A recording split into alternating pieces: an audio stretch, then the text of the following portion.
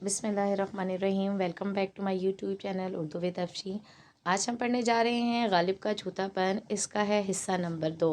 हिस्सा नंबर 1 हम पहले पढ़ चुके थे, जिसमें हमने मुसन्निफ़ का तारुफ जाना था और सबक के इब्तिदाई काम जो कुछ हुआ था वो जाना था। अब हम चल रहे हैं इसके हिस्सा नंबर 2 की तरफ। निशात के मायनी उमंग के हैं। निशात कार यानी काम करने की उमंग।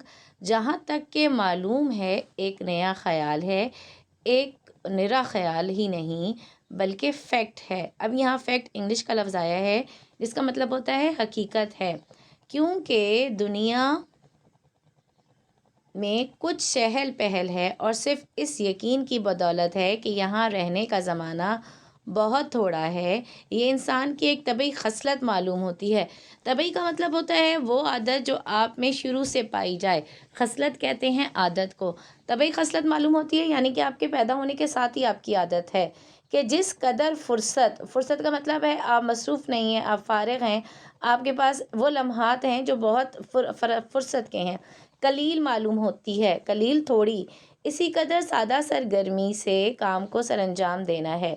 जिस कदर ज़्यादा मोहलत मिलती है, इसी कदर काम में ताख़ीर और सहर अंगारी ज़्यादा करता है। यहाँ ये कहा जा रहा है इस पैराग्राफ में कि इंसान की एक आदत है, फ़ितरत है कि उसको जिस काम में बहुत ज़्यादा वक्त मिल जाए वो काम उतना ही डिले होता चला जाता है, उतना ही ताख़ीर का शिकार होता चला जाता है। इंसान उस काम को उतना ही सहल अंगारी के साथ, सहल पसंदी के साथ आराम आराम से करता है। लेकिन जिस काम में आपको बहुत कम मुद्दत दरकार होती है वो काम उतनी ही तेज़ी से आप सर अंजाम देते हैं। आगे चलते हैं, एक और शेर है इसमें। तौफीक बा अंदाज़ा हिम्मत है अज़ल से, आँखों में वो कतरा के गौहर ना हुआ था। इसके बाद आगे चलते हैं, देखते हैं शायर क्या कह रहे हैं, मुसन्निफ़ क्या कह रहे हैं। मिर्ज़ा गालिब है, उनका छूतापन सबक हम पढ़ रहे हैं। बिल्कुल नया अछूता और बारीक ख़याल है। नहायत सफाई और उम्दगी से इस बात का अदा किया गया है कि अगर किसी को समझ ना आए तो वो इसकी फ़हम का कसूर है, फ़हम सूझबूझ अक़ल का कसूर है। दावा ये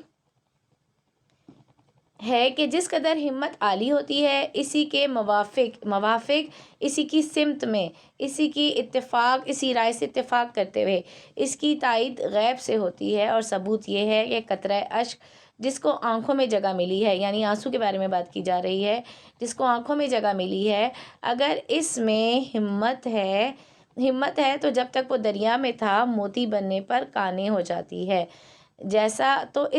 इसको जैसा कि ज़ाहिर है ये दर्जा यानी आँखों में जगह मिलने का हासिल ना होता।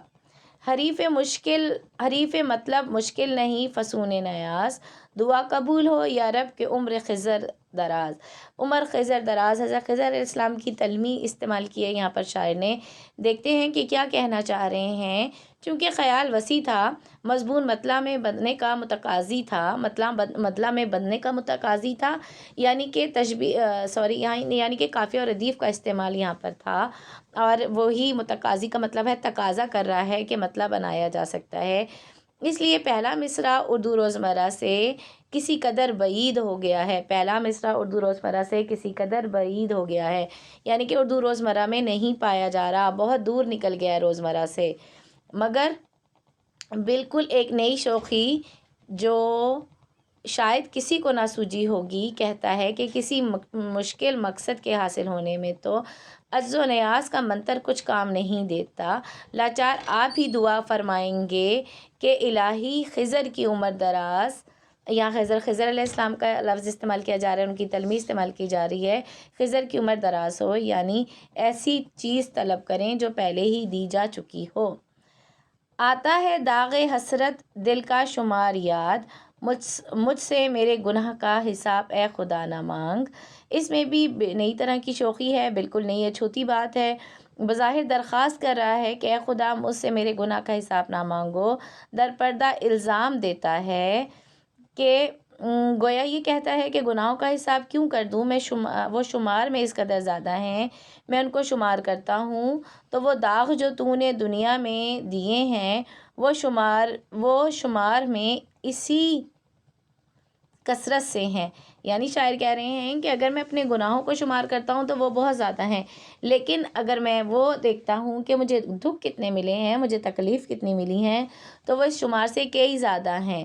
میرے جس کثرت سے میرے گناہ ہیں ان کی گنتی یاد آتی ہے۔ گناہوں اور داغوں کے شمار میں برابر ہونے سے مراد یہ رکھی گئی ہے کہ جب گناہ کا مرتکب ہوا تو یہ تو عدم استطاعت کہ مجھے اس بات کی استطاعت نہیں تھی، اس کو خاطر خواہ نہ لا سکا، کوئی نہ کوئی حسرت ضرور باقی رہ گئی۔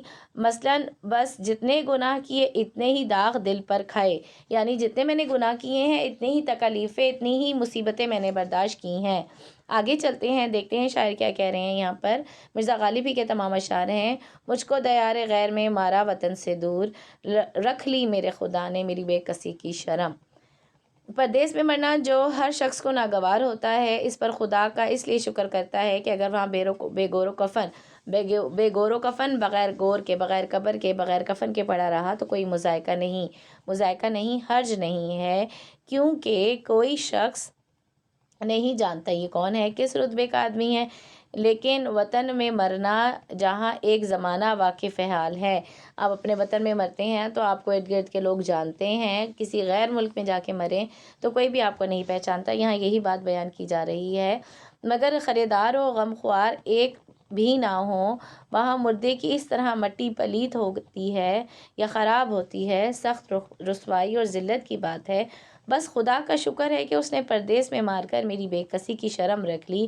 اس میں گو بظاہر خدا کا شکر ہے، مگر فی الحقیقت اسرار اہل وطن کی شکایت ہے، جس کو ایک عجیب پہرائے میں بیان کیا گیا ہے۔